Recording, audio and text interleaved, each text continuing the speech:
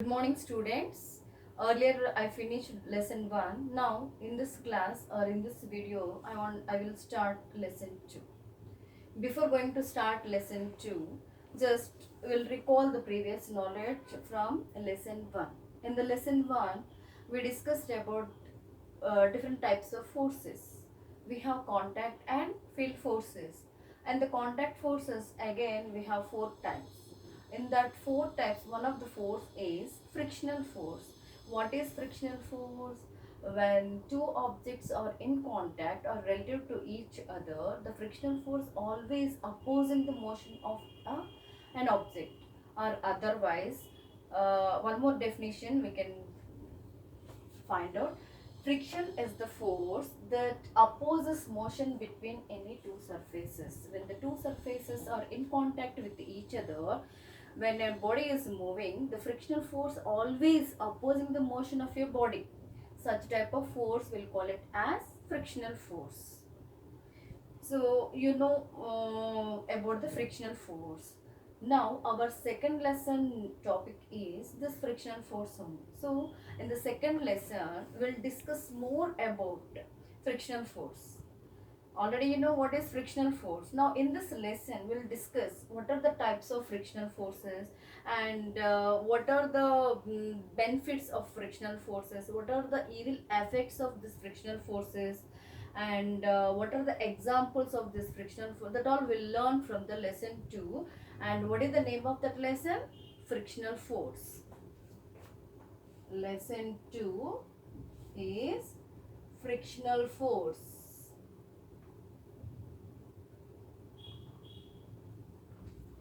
So you know about the definition of frictional force. Now just we'll discuss what are the types of frictional forces. Mainly there are four types of frictional forces. One is static force, static frictional force, sliding frictional force, rolling frictional force, and fluid force.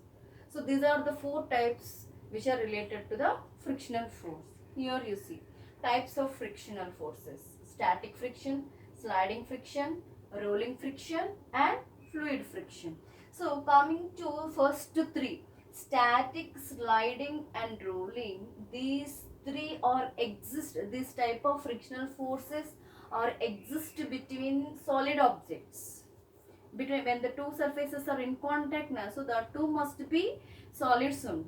Now coming to the fourth one, fluid friction. This water fluids, liquids and gases together are known as fluids. So this exists between, fluid friction is exist between only liquids and gases. Before going to know about the types of frictional forces, first you have to learn few terms.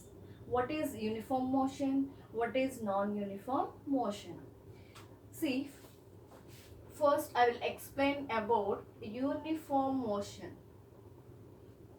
When you can say that a body is moving in uniform motion. For example, if you take a vehicle is moving in a straight line. When it is moving on a straight line, then if you take the time, with respect to the time, how much distance that vehicle is covering, just you calculate it. For example, if you take 0 hour and 1 hour and 2 hours and 3 hours, like that just you take, and from 0 to 1 hour the vehicle, either the bus or car, whatever may be the vehicle, it covers a distance of 5 kilometers. It covers a distance of 5 kilometers. And from 1 to 2 again it covers a distance of 5 kilometers, or otherwise if you take from 0 to 2 it covers a distance of 10 kilometers, and from 0 to 3 it covers a distance of 15 kilometers. Means when you are taking when you are observing the motion of a vehicle with respect to time, these two are constant. Constant means what? Here the time duration. So the difference between 0 to 1 is 1, 1 to 2 is 1, 2 to 3 is 1, and the time distance traveled 5 to 10 is 5, and 10 to 15 is 5. So between the same interval, the gap is same, time is same, and the distance covered is same. So at that condition, you can say that the object is moving in a uniform motion. Now, suppose another example, non-uniform motion.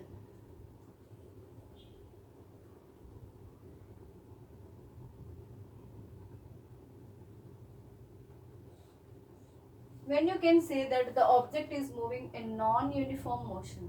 Here I said when an object covers the distance with respect to the time is same. Means each 1 hour the vehicle covers 5 kilometers only. Again 1 hour 5 kilometers. Both are constant. Time gap and the distance gap both are constant. But in the non-uniform motion, when a vehicle is moving on a straight line, if you take the time interval 0 hours, 1 hour, 2 hours and 3 hours. If you take from 0 to 1 hour gap, if it covers 5 kilometers, okay, next 1 hour or otherwise from here to here, if it covers only 8 kilometers. Again from 3 hours, it covers a distance of 10 kilometers, like that. Means if you take the time gap is here uniform only, always the gap is 1 hour only. Within every 1 hour, if you check it, here 5 kilometers, and from here how much it is the difference? 3. First it is first 1 hour 5 kilometers, and the second hour if you take, it covers how much? The difference 3 kilometers, and the next another 1 hour it covers a distance of 2 kilometers. But here in the uniform motion always it covers the distance is same, but here with respect to the time gap the distance covered by an object is not same. Then you can say that the object is moving with a non-uniform motion. Understand? So what are the examples of uniform motion? When you observe the clock, the points, the long one and the short one in the clock, they are moving uniform speed. And what are the examples of non-uniform speed? For example, if you take the train, in the train example, when the train leaving from the station, what happening? Its speed is gradually increases. Non-uniform means the speed either increases or decreases, but it is not uniform, it is not equal. So that will call it as non-uniform, means either increases or decreases. Coming to this non-uniform motion, when a train leaves from the station, what happening? The speed of the train is gradually increases. If the speed is gradually increases, then obviously it is in non-uniform motion, and we'll call it as it has an acceleration. We'll call it as the train has acceleration. Now coming to another example, when the train reaches to the station, what happens? The speed of the train is gradually decreasing, and when it reaches the station, it comes to rest. Means the speed is gradually decreasing, means we'll call it as the train has deceleration.